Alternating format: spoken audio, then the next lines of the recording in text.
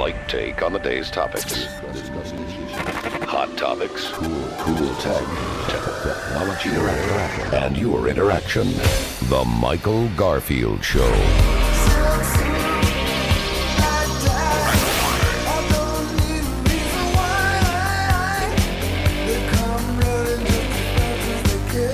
Now, the world according to Garf.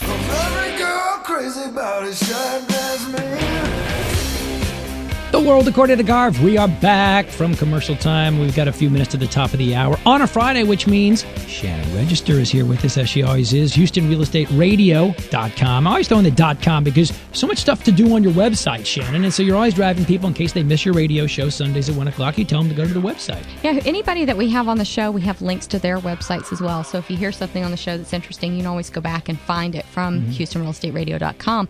And then also, we videotape all of our segments. So you can go back and watch them again if you missed something or just want to hear it again.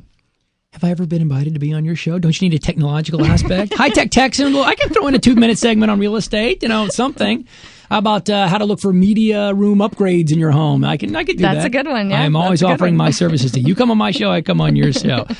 You always do give us some great information here about looking for homes, is selling market, buying market. Last week we talked about mortgages, rates. I love last week we did the whole 10 Commandments. That was fun. That was fun. Some of the things that I think I'm interested in, certainly some of our listeners are, is let's talk about lease to own or rent to own. Can we do lease to own or rent to own on a property? No. Well, okay, next question. That's why not a lot property? of people who are trying to get their credit fixed, trying to get their income up, and trying to save money for down payment that are renting a house will say, well, I want to buy this house a year down the road. I just can't buy it now. Right. And so they'll want to do a rent to own. You cannot do it. There's just not a way to do it. It is possible to do it, but you would have a really hard time finding a real estate attorney who would write it up for you. And as far as the real estate promulgated forms for realtors, we don't have anything that would work with a lease to own. And there's a reason for that. The property code is so extensive. It just brings on a whole new ball game. So it's really better to rent, save your money, get your credit going, and then purchase, even the same house, purchase later. Or there's an alternative you can use. Alternative? An alternative. What is the alternative? The alternative is doing seller financing. Ooh. But seller financing, if you're selling your primary residence with seller financing, you really need to have it paid for. The seller needs to have it paid for because there are some lenders who will call the note if they know that you're selling it to someone else.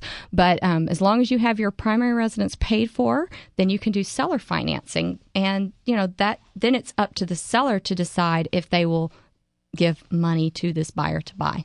Oh, I like the Shannon Register. Always good information. So probably not that, it'd be fun to have some property sometime, but now I got the true scoop over here.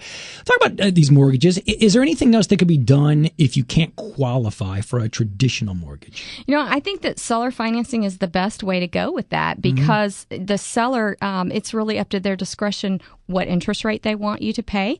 Usually when you are a buyer and you're buying a home and getting seller financing, you're really buying the financing and the home, or the property. And so you really are paying a little bit more for the house usually. You're usually putting more down. You're paying more in interest. All of those things are dictated by the seller. But you don't have the ability to go get that conventional loan. So if you're a person who's in that situation, then it's a good alternative. You just might be paying a little bit more than you would traditionally. Is there a limit on seller financing? There is a limit. Of course, anybody can seller finance their personal property, but when it comes to investment properties, there is a limit. I think it's 5.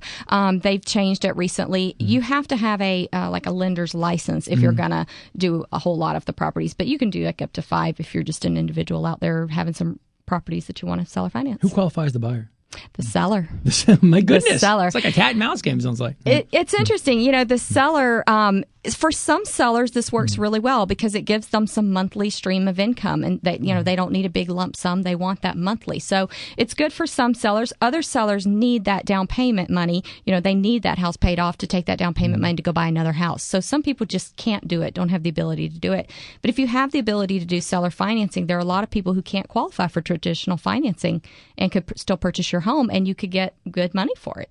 Shannon Register joining me here for another minute or two. Her show Sundays, 1 o'clock right here on KPRC Radio. It's HoustonRealEstateRadio.com. clients come to you, new clients. They don't, they've heard you. They don't know much about real estate. Obviously, you have to go to an expert. Obviously, that's what you are. And, you start throwing out things like the seller financing, buyer financing. A lot of this stuff is just crazy. I mean, it's very, very confusing. And for some of the ones who don't qualify, do they have to start over? Or how often do you tell people, you know what, this is not the right time for you, because sometimes it's not the right time for everybody in their lives with the income and the economy to buy their homes. I mean, how often does that happen? That happens a lot. Sometimes you just need to counsel somebody. Sometimes they just need to wait to buy a house. It's not the right time to buy. But if there is a way, there are some people out there who have credit issues from the past. Maybe they had a child that was sick and they've got $200,000 worth of bills from medical bills. They might be a good person to seller finance, because the seller can overlook that and look at they have plenty of income, they've been paying their recent bills on time. Those are things that a seller can take into consideration that maybe a lender can't. Same thing with IRS. Any kind of lien that's on your credit. These are things that the seller gets to weigh, whether or not they would finance those people. So we really look at what their situation is, and would seller financing work for them, or do they really just need to wait? Is it just not a good time for them to buy? They need to save more money, need to clean up their credit.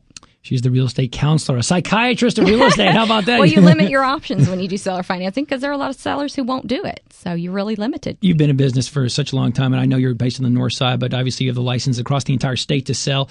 Any particular, if people come to you knowing that your office is in the north side, you have to let them know that, no, you can do it anywhere. Do people, find realtors based on where they're looking for, or based on their reputation? Because, I mean, you're on a 5,000-watt radio station right now. So people in Southeast Louisiana may be listening to you right now. I mean, how important, when people are looking for realtors, do they know what part of town they're looking in, so they're going to find a realtor? We need to let them know that realtors can help them anywhere. Realtors can help you anywhere. And the thing is, there's so much online research that realtors do.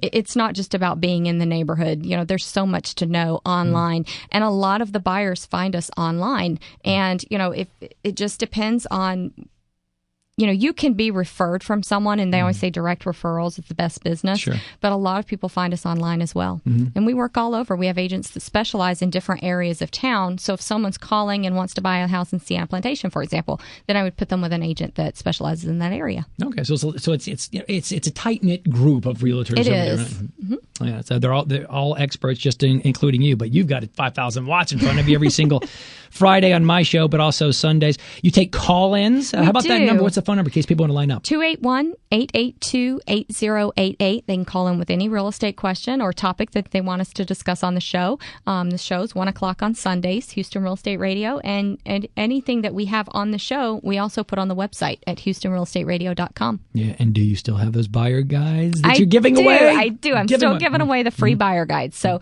if you do call in, leave your address, and we'll definitely send you a buyer guide. Awesome. Shannon Register and her entire crew, top to bottom, top notch, always good information. It's great talking to you. I've learned, you know what, this radio deal doesn't pan out for me, which it may not. I don't know. I know a lot about real estate thanks to you. I am learning a lot about real estate. I just don't want to take that license. I don't like studying it yet. I'm done with that stuff. I'm just going to leave it to you. Let you do the studying. All right, listen, thank you so much for coming in. Great seeing you as always. Sunday, 1 o'clock right here at KPRC Radio. It is HoustonRealEstateRadio.com. Shannon Register, give her a shout and get one of those buyer guides. Great information. All right, we're at the top of the hour right now on The World According to Garf. All you need to do, wait, 713-212-5950. It's an on-air blog. Anything else you got as we wrap up a busy week here on KPRC Radio. We'll check you out right on the other side.